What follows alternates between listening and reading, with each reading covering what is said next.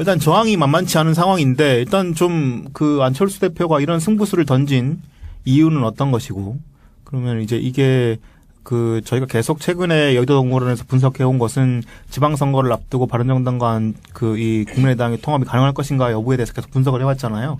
그 맥락과 어떻게 좀 닿아 있는지 한번 좀 설명을 듣고 그 이 통합 반대파 의원들의 좀 저항을 좀 분석해 보도록 하겠습니다. 이걸 할 수 있느냐를 놓고 사실은 분석이 쉽게 되지 않았어요. 네. 왜냐하면 상식적으로 봤을 때는 안 하는 거예요. 이렇게는. 네. 이렇게는 안 합니다. 보통. 그렇죠. 어떻게 이렇게 합니까? 왜냐하면 국민의당 의원들이 40명이고 네. 바른정당은 이제 10명밖에 안 남았는데 네. 더 큰 정당이랑 통합하려면은 오히려 이렇게 이 정당이 깨지고 가는 것도 가능하겠지만 네. 이게 작은 정당이랑 통합하는 건데 이게 당이 깨지고 이렇게 다수의 의원들을 버리고 가는 거는 좀 적합하지 않은 행복 아닌가 이런 분석들도 있고 해서 좀 불가능하다는 얘기가 더 이렇게 분석이 더 지배적이었잖아요. 근데 어쨌든 안철수 대표는 승부수를 던졌어요. 네. 이제는 이렇게 했으면은 가부간의 결단은 나는 거예요. 그러면. 그렇죠. 네. 내년 초에는 연말 지나서 내년 초에는 어떻게 되는지 결단이 나는 거라고요. 그게 이제 기존 정치 문법에서는 사실 이해가 안 되죠. 이렇게까지 하는 것은 이렇게 안 하는 거예요, 보통. 네. 근데 아무튼 했습니다. 안철수 대표 쪽 얘기는 이런 얘기죠. 지금 예를 들면 지방선거를 할 것인데 지방선거를 하면 망한다. 지방선거에서 무조건 망한다. 못 이긴다. 아무것도 못 이긴다. 네. 전남지사를 건질 수 있을지 없을지 모르지만 그게 뭐 큰 의미가 있냐. 네. 없다 의미가. 지방선거를 망하는 것이다. 그렇게 보는 것이고 그럼 이래 망하나 저래 망하나. 지방선거를 망하면 그 다음에 오는 것은 민주당하고의 통합이다. 민주당으로 호남들이 딸려가는 것이다. 그런데 안철수 대표가 볼 때 제가 늘 말씀드리지만 그렇게 될 경우에 2022년 대선에서 그러면 민주당에서 안철수 대표가 뭐 경선할 겁니까? 그러기도 어렵잖아요. 그렇죠. 그렇다고 민주당이랑 포지션이 상당 부분 겹치는 어떤 당의 대표로서 대선을 치를 겁니까? 그럴 수는 없잖아요. 네. 네. 뭔가 반대 포지션에 있어야 되고 그리고 반대 포지션에 있을 경우에 보수 후보로 나서는 것이 가능성이 있다라는 게 지난 대선에서 증명이 됐어요. 일부. 네. 그래서 그 길을 가는 게 낫다 이거는. 계산한 거죠. 그 계산이 그렇게 나오니까 그러면은 그걸 가기 위한 최적의 이제 타이밍은 언제냐. 지금이다 지금. 네. 지금 해서 지방선거 전에 당 치러놓고 지방선거는 뭐 그렇다고 해서 뭐 성과가 있겠어요? 성과는 뭐 잘 없을 것인데 그러나 뭐 모르죠. 아무튼 성과가 없으면 또 성과가 없나 보다 하는 거고. 근데 어쨌든 정계 개편을 딱 이제 금을 그어놓고 호남들은 호남을 기반으로 하신 분들은 뭐 민주당 가시고 나는 이제 바른정당 유승민과 함께 보수로 가겠습니다. 라고 할 수 있는 기회는 그러기 위한 기회는 지금이다. 네. 그 판단을 하는 것 같아요. 네. 근데 이제 그게 그 지방선거를 앞두고는 과연 네. 이게 도움이 될 것인가에 네. 대한 생각들을 하지 않을 수 없잖아요. 물론 이제 뭐 네. 호남 쪽이라고 하는 쪽 전남지사 뭐 이런 쪽밖에 없긴 하겠지만 네. 그래도 어쨌든 호남을 지역 기반으로 두고 네. 좀 수도권으로 확장하는 모양새를 가는 게 국민의당으로서는 더 나았을 텐데 그런 게 아니라 지금 바른정당이랑 무조건 통합한다고 해서 뭔가 좀 시너지 효과를 일으킬 수 있을까라고 본다면은 그 지방선거하고는 별로 그렇게 시너지를 일으킬 수 있을 만한 요인이 없지 않을까요? 제가 볼 때는 호남도 국민의당을 유지된다 하더라도 현역 의원이 있다는 것 외에는 호남에서 비교 우위가 지금 없습니다. 네. 제가 늘 말씀드리지만 국민의당 호남 사람들에게 국민의당의 효용이라는 것은 민주당을 압박하는 수단이고 그렇죠. 네. 그리고 민주당이 정권 교체를 못할 것 같아서 사실 국민의당 키워준 면이 있다고요. 네. 근데 이미 정권 교체는 됐고 민주당이 잘해주지 않습니까 호남에. 네. 그러니까는 뭐 사실 국민의당은 효용이 없어요 지금. 네. 그래서 국민의당 지지율이 호남에서 안 나오는 것입니다. 그 안철수 대표가 볼 때 호남의 목매 갖고는 뭐 앞으로 상황이 변하지 않을 건데 호남의 목매 갖고는 답이 없죠. 그럼 떠나야죠. 네. 호남을 떠나고서 영남의 이제 그 박근혜 정권에 등을 돌린 기존의 이제 보수층, 중도 보수층 그리고 수도권에 있는 자칭 합리적 보수층. 앞으로 지금이야 문재인 정권이 인기가 높고 하지만 앞으로 영원히 인기가 높을 수는 없어요. 네, 그거는 뭐 문재인 정권에 대한 어떤 가치 판단의 문제가 아니라 현실 정치가 그렇습니다. 그렇죠. 네. 일정 수준 이하로 떨어질 수밖에 없어요. 지지율이라든지. 그 통치가 그렇죠. 네. 요감 먹는 통치가 어디 있습니까? 네네. 그렇게 될 경우에 그 반대급부를 취할 수 있는 가장 유력한 이제 기반은 수도권이 될 것이고 네. 수도권에서 예를 들면 기초의원들 확보하고 그 기초의원 확보하고 이제 일부 기초단체장 이런 것들을 바른정당과 합체를 해가지고 확보를 한다. 그걸 기반으로 해서 지방선거는 넘기고 그러면 뭐 지방선거에서 뭐 어쨌든 통합된 당도 패배할 거 아닙니까? 그럼 왜 패배했는지를 얘기를 하면서 이렇게 적당히 넘어가 보자. 이제 이런 그림이 있고 이게 가능성이 클 것 같진 않지만 광역지자체장 차원에서 선거연합이 일어나는 경우도 있어요. 네. 예를 들면 서울시장 안철수 나가고 경기도지사 남경필 나가고 그다음에 그 인천은 유정복 나가고 유정복은 자유한국당이죠. 네. 이렇게 해서 바른정당 국민의당 그 안철수 유승민 그다음에 자유한국당 이렇게 하는 무언가의 선거연합 구도를 만들 수도 있다라고 얘기하는 사람도 있습니다. 네. 쉽지 않을 것 같은 게 자유한국당이란 건 뭐 안 하겠다는 거 아니에요? 그렇죠. 안철수 네. 대표는 죽어도 안 하겠다. 그러면 그럴 경우에 그래도 그 선거연합이 이루어지려면은 이루어지는 그 어떤 경우의 수는 명시적으로 우리가 손을 잡고 한번 야권 연대로 돌파해 보겠습니다. 이렇게 하는 게 아니라 이심전심 연대죠. 네. 그래서 나는 그냥 서울시장 나가는 것이고 경기도지사는 남경필이 나가는 것이고 남경필이 소속이 어딜지 모르지만 네. 그리고 인천은 그냥 우리가 낼 사람이 없어 안 냅니다. 그런데 문재인 정권에 반대합니다. 우리는 이렇게 가는 거죠. 네. 그러면 그게 뭐 이심전심에서 자연스럽게 선거연합 되는 거 아니에요? 이렇게 갈 가능성도 있고. 근데 그럴 가능성은 자유한국당이 안철수랑 그렇죠. 그 바른정당 쪽을 어떻게든 그렇죠. 좀 배려해줘야 되는 건데 그렇죠. 그럴 가능성이 별로 없잖아요. 그게 얘기가 뭐냐면 서울시장하고 경기도지사를 누가 나오냐는 거죠. 그럼 그렇죠. 자유한국당이. 네, 네, 네. 마찬가지로 자유한국당도 이심전심 낼 사람이 없어야 얘기가 되는 거죠. 그렇죠. 네. 서울시장을 지금 홍준표 대표가 내고 싶다고 하는 사람은 홍정욱 전 의원이라고들 하죠. 네. 헤럴드 언론사를 네. 경영하시는 우리 칠막 실장인가요? 실장, 네. 네, 칠막 실장인지 칠칠 막장인지 아무튼 뭐 그건데 그냥 뭐 얼굴 잘생기고 뭐 그렇다고 하는데 네. 그게 뭐 되겠어요 그게? 네. 제가 뭐 상식적으로 볼 때 뭐 그게 뭐 파괴력 있는 카드입니까? 네, 아니죠. 네, 안 땡기잖아요 그냥 들어도. 네. 저도 나름 서울 사람입니다. 뭐 수원 사람이지만 네, 저 서울에 좀 살았습니다 그래도. 네. 님은 운동권이니까 안 땡기는 거 아닐까요? 아니 근데 그래도 이제 그래도 좀 이렇게 얼굴 잘생기고 뭐 이미지 좋으니까 네. 그래도 정작 출마를 선언하면 인기가 좋을 수도 있지 않을까요? 근데 우리 오세훈도 또 됐는데. 더불어민주당의 기라성 같은 스타들이 있는데 네. 무슨 뭡니까 박영선도 있고 네. 민병두도 있고 그다음에 여차하면 추미애 대표도 나갈 수도 있다고들 언론은 떠들고 네. 아니면 뭐 임종석 차출론까지 있고 별 얘기 다 나오는데 그리고 우리 무적에 또 박원순이 있지 않습니까? 네, 네. 박원순 시장이 있고 그런 상황에서 홍정욱 갖다 놓는다고 그게 뭐 게임이 되는 거냐 나는 그게 잘 그림이 그려지지가 않고 근데 그게 좀 그런 측면이 있잖아요. 이게 박원순 시장도 벌써 3선째 도전인 네. 거고 만약에 한다면 네. 그리고 이제 문재인 정부가 뭐 출범 초기에서 인기는 많긴 하지만 네. 지방선거라는 게 어쨌든 좀 약간 견제 심리도 있을 것이고 네. 그러면 좀 매력적인 인물이 만약에 자유한국당에서 나온다면 네. 또 모르죠. 박빙으로 승부가 될지. 뭐 그렇죠. 네. 근데 이제 성이 또 홍씨여가지고 홍씨들은 좀 그게 그리고 이제 그 만약에 자유한국당도 뭐 경선 같은 거 할 거예요. 네. 경선이 뭐 제대로 되겠어요? 홍정욱 지금 또 서울시장 나온다고 하는 사람 중에 아주 중요하신 분이 류여애 씨 아닙니까? 네. 류여애 최고예요. 서울시장 나가고 싶다고 하잖아요 지금. 네, 네.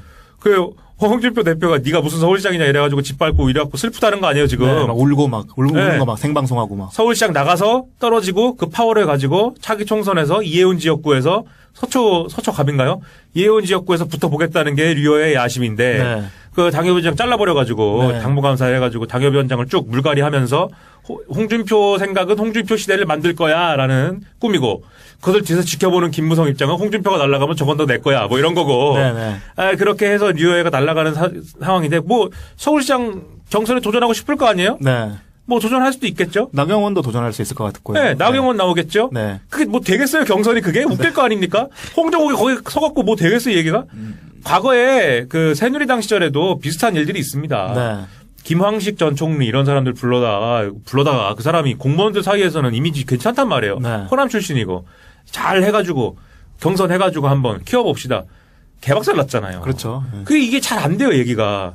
그 홍정욱 비슷하지 않을까? 나는 이제 그렇게 생각하고. 근데 이제 김황식은 대중적 인기가 원체 없는 인물이고, 네. 그게 원체 공무원들에게만 신화적인 인물이지만, 네. 홍정욱은 또 모릅니다. 예, 그래요? 예, 그게 또 나름 대중적인 그 인기가 좀 있는 인물이어서, 제가 77 막장 세대가 아니어가지고. 네, 본격적으로 이제 앞서서 내세우게 되면 네. 어떻게 될지 모르는 게 저는 선거라고 생각하기 때문에, 뭐 선거야 당연히 어떻게 될지 네, 모르죠. 네. 그래서 네. 저는 좀 약간 좀 두려운 마음도 있는 건 사실입니다. 아 그래요? 아 네, 홍정욱은 두렵다. 네, 네. 네. 음. 그리고 홍정욱 카드가 있다고 하는데 네. 뭐 경선이 어떻게 될지 모르고 그다음에 그 홍정욱이라는 사람이 야심이 있는지 없는지 모르겠고 실질적으로 이제 그 쉽지 않잖아요. 어쨌든 네. 쉽지 않은 건 사실이잖아요. 그렇죠. 홍정욱이 뭐 신승할 수도 있겠지만 네, 네. 쉽지 않은 선거에 굳이 나와가지고 뭐 똥물 뒤집어 쓸 것이냐.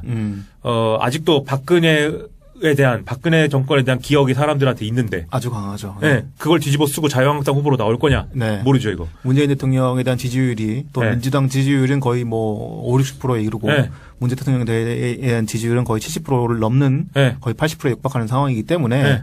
그 지지율이 물론 내년 6월까지 이어진다는 보장은 없지만은 네. 그래도 아직까지 이 지지율이 갑자기 뭐 한 40%로 폭락하거나 그러지는 않을 거예요. 내년 네. 6월까지 그죠? 그렇죠. 이어진다면은 네. 지방선거도 민주당이 그 승리할 가능성이 커지는 건 네. 민주당 사실인데 싹쓸이죠. 네. 네. 그럼에도 불구하고 어쨌든 그 한두 군데 정도 네. 수도권에서는 조금 한두 군데는 좀 위기가 있지 않을까 싶기도 그렇죠, 하고요. 그렇죠. 네네. 근데 이제 예를 들면 홍정욱 아저씨도 뭐 정치권을 떠난 인물 아닙니까? 네. 그러면 복귀할 때 꼭 자유한국당으로 복귀하라는 법 있습니까? 그렇죠. 네네. 예를 들면 안철수가 안 나오고 바른정당 국민의당 연합에서 홍정욱이 나오면 그것은 어떻게 할 것이에요? 그럴 수도 있죠. 네. 뭐 그러니까는 이게 장담 못해요. 네, 자유한국당 서울시장 누가 나올지. 뭐 그렇다고 황교안이 나올 겁니까? 황교안이 나오면 이깁니까? 뭐안 되잖아요, 얘기가. 성공한대 동문회에서 네. 황교안을 자랑스러운 선교인으로 선정해서 네. 지금 네. 황교안이 막 뭐 엄청 살다 보면은 선정할 수도 있죠. 뭐 그 전에 다 그런 사람들 선정했는데 뭐. 아무튼 그렇습니다. 서울시장 얘기. 네. 그리고 경기도지사는 누가 나옵니까? 자유한국당이. 자유한국당 나올 사람 잘 없죠. 누가 나옵니까? 그나마 얘기 나오는 게 원희룡이에요. 네. 아니 원희룡이란다. 원유철이에요. 네, 원유철. 네. 되겠어요? 잡혀가기 일보 직전입니다, 지금. 뭐, 이 게임이 안 되지 않습니까? 네, 네. 그리고 남경필이 있어갖고 애매하잖아요, 좀 네. 나오기가 누가. 그러니까 사실 경기도지사하고 서울시장이 자유한국당이 낼 수 있는 카드가 사실 그렇게, 만만하지 않아요. 근데 이게 서울과 경기도뿐만이 아니라 모든 데가 다 그래요. 그렇습니다. 나올 네. 사람이 없어요. 그래서 다 죄 어디로 달려갑니까? 영남으로 달려가고. 네. 그 영남 중에서도 경북도지사랑 대구시장만 박터지죠. 네. 그런 거기는 상황이죠. 뭐 깃발만 꽂으면 되니까. 네, 되는 대로 가겠다, 최소한. 네. 어디 서울이나 뭐 경기도나 이런 데 나가갖고, 이미 인천시장 열심히 하고 있는 유정복이라면 모르겠는데, 유정복은 뭐 하겠다고 하니까, 나머지 쉽게 할 수 있느냐? 없단 말이에요. 그럼 이제 2심 전심 선거연합이라는 게 어떤 방식으로든 작동할 가능성은 있어요. 근데 네. 뭐 된다라고 얘기할 수는 없는데. 네네네. 근데 그런 충분히 그림은- 가능성은 있다. 네. 그런 그림이 만약 그려지면 지금이야 박근혜 정권에 대한 기억이 너무 강해갖고 자유한국당에 대한 뭐 일방적인 이런 인간 쓰레기들아 뭐 이런 정서가 강하지만 2022년에 뭐 어떨지 누가 합니까? 네. 2022년에 보수 단일 후보로 경쟁하지 말라는 법 있습니까? 네, 네. 안철수, 유승민, 뭐 그때 홍준표일지 누굴지 모르지만 뭐 그쪽에 누구 이렇게 해서 경쟁하지 말라는 법이 있어요. 네. 그 그림을 한번 그려볼 만하다라는 게 안철수의 생각이겠죠. 네네. 그러면 민주당에서 안철수 대표가 뭐 경선할 겁니까? 그러기도 어렵잖아요. 그렇죠. 그렇다고 민주당이랑 포지션이 상당 부분 겹치는 어떤 당의 대표로서 대선을 치를 겁니까? 그럴 수는 없잖아요. 네. 예. 뭔가 반대 포지션에 있어야 되고 그리고 반대 포지션에 있을 경우에 보수 후보로 나서는 것이 가능성이 있다라는 게 지난 대선에서 증명이 됐어요, 일부. 네. 그래서 그 길을 가는 게 낫다 이거는 계산한 거죠. 그 계산이 그렇게 나오니까 그러면은 그걸 가기 위한 최적의 이제 타이밍은 언제냐? 지금이다 지금. 네. 지금 해서 지방선거 전에 다 치러놓고 지방선거는 뭐 그렇다고 해서 뭐 성과가 있겠어요? 성과는 뭐 잘 없을 것인데 그러나 뭐 모르죠. 아무튼 성과가 없으면 또 성과가 없나 보다 하는 거고. 근데 어쨌든 정계 개편을 딱 이제 금을 그어놓고 호남을 기반으로 하신 분들은 뭐 민주당 가시고 나는 이제 바른정당 유승민과 함께 보수로 가겠습니다라고 할 수 있는 기회는 그러기 위한 기회는 지금이다. 네. 그 판단을 하는 것 같아요. 예. 근데 이제 그게 호남의 목매 갖고는 뭐 앞으로 상황이 변하지 않을 건데 호남의 목매 갖고는 답이 없죠. 그럼 떠나야죠. 네. 호남을 떠나고서 영남의 이제 그 박근혜 정권에 등을 돌린 기존의 이제 보수층, 중도 보수층, 그리고 수도권에 있는 자칭 합리적 보수층. 앞으로 이제 지금이야 문재인 정권이 인기가 높고 하지만 앞으로 영원히 인기가 높을 수는 없어요. 네, 네. 그거는 뭐 문재인 정권에 대한 어떤 가치 판단의 문제가 아니라 현실 정치가 그렇습니다. 그렇죠. 네. 일정 수준 이하로 떨어질 수밖에 없어요. 지지율이라든지. 그 통치가 그렇죠. 네. 요감 먹는 통치가 어디 있습니까? 네네. 그렇게 될 경우에 그 반대급부를 취할 수 있는 가장 유력한 이제 기반은 수도권이 될 것이고 네. 그래서 수도권에서 예를 들면 기초의원들 확보하고 그 기초의원 확보하고 이제 일부 기초단체장 이런 것들을 바른정당과 합체를 해가지고 확보를 한다.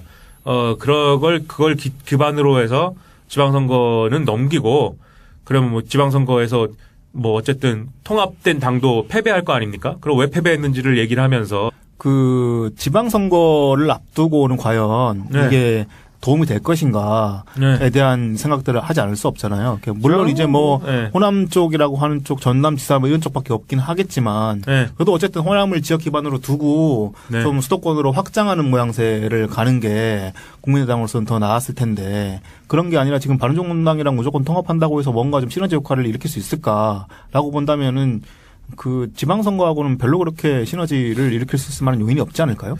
제가 볼 때는 호남도 국민의당을 유지된다 하더라도 현역 의원이 있다는 거 외에는 호남에서 비교 우위가 지금 없습니다. 네. 제가 늘 말씀드리지만 국민의당 호남 사람들에게 국민의당의 효용이라는 것은 민주당을 압박하는 수단이고 그렇죠. 네. 그리고 민주당이 정권 교체를 못할 것 같아서 사실 국민의당 키워주는 면이 있다고요. 네. 근데 이미 정권 교체는 됐고 민주당이 잘해주지 않습니까 호남에. 네. 그러니까는 뭐 사실 국민의당은 효용이 없어요 지금. 네.